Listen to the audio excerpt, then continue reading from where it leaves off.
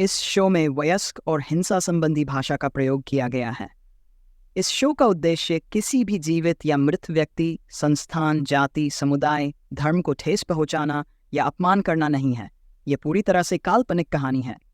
यदि किसी व्यक्ति, व्यवसाय, संस्थान या घटना से कोई समानता पाई जाती है तो यह मात्र संयोग होगा। नियति, चल यार, इंटरव्यू के लिए लेट हो रहे हैं। अगर 1 सेकंड भी लेट हुए ना तो उस कंपनी के आसपास भी भटकने का मौका नहीं मिलेगा। जल्दी कर। एक लड़की अपने सामने खड़ी दूसरी लड़की को डांटते हुए कह रही थी। सामने खड़ी लड़की, जो कार के शीशे में अपने बाल ठीक कर रही थी, चिढ़ते हुए पीछे देखती है और कहती है, क्या यार बावरी, तू हमेशा ऐसे ही करती है।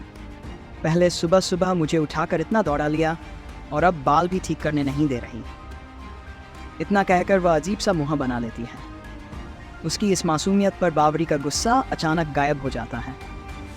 वह प्यार से नियति को समझाते हुए कहती है, अच्छा बाबा, अब तेरे बाल भी ठीक हो गए तो चल, सिर्फ 5 सेकंड बचे हैं, हमें इंटरव्यू के लिए अंदर जाना है।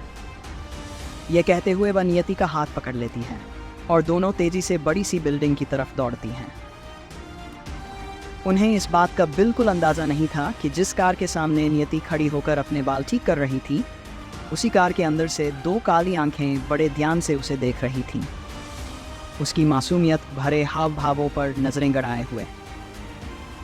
जैसे ही नियति बिल्डिंग के अंदर दाखिल होती है, उन आंखों में एक चमक आ जाती है। कार भी उसी बिल्डिंग में अंदर आ जाती है। बिल्डिंग के अंदर नियति और बावरी लिफ्ट की तरफ बढ़ते हुए वहाँ के एक वर्कर से पूछती हैं, भैया, आज यहाँ इंटरव्यू था ना? वर्कर उन्हें ऊपर से नीचे तक देखता है और जवाब देता है, हाँ, यहाँ 2 इंटरव्यू चल रहे हैं। एक 5th फ्लोर पर पर्सनल सेक्रेटरी के लिए और दूसरा यहीं 1st फ्लोर पर। वर्कर कुछ और कहता इससे पहले ही बावरी बोल उठती है, oh thank you so much.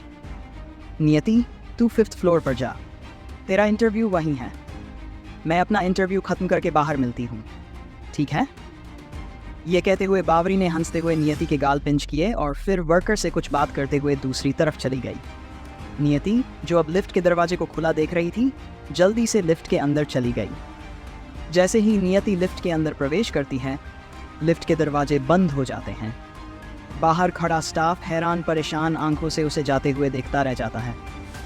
Lift के भीतर नियति अपने सामने बटनों की लंबी कतार को देखकर अजीब अजीब से मुँह बनाते हुए खुद से बड़बड़ाने लगती है, अरे यार, कौन सा बटन दबाऊं?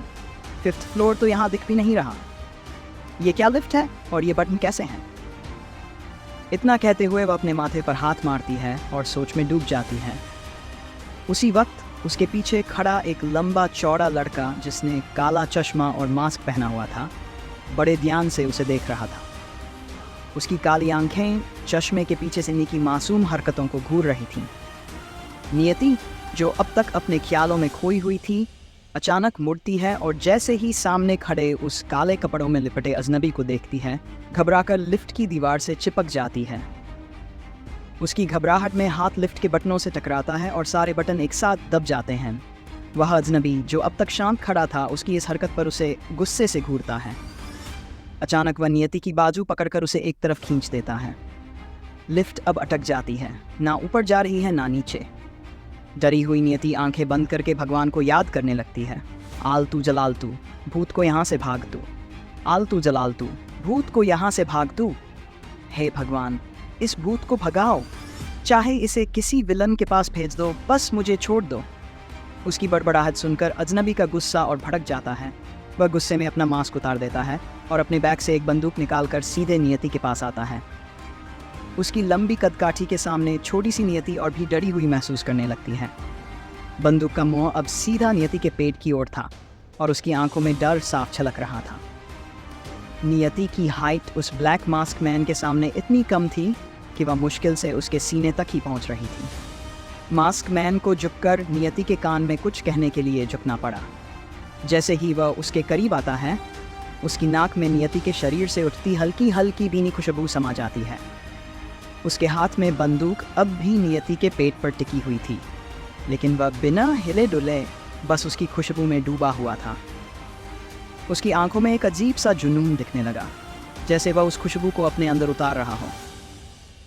वहीं दूसरी तरफ नियति पूरी तरह से स्तब्ध थी। उसने अपनी आंखें कसकर बंद कर ली थीं।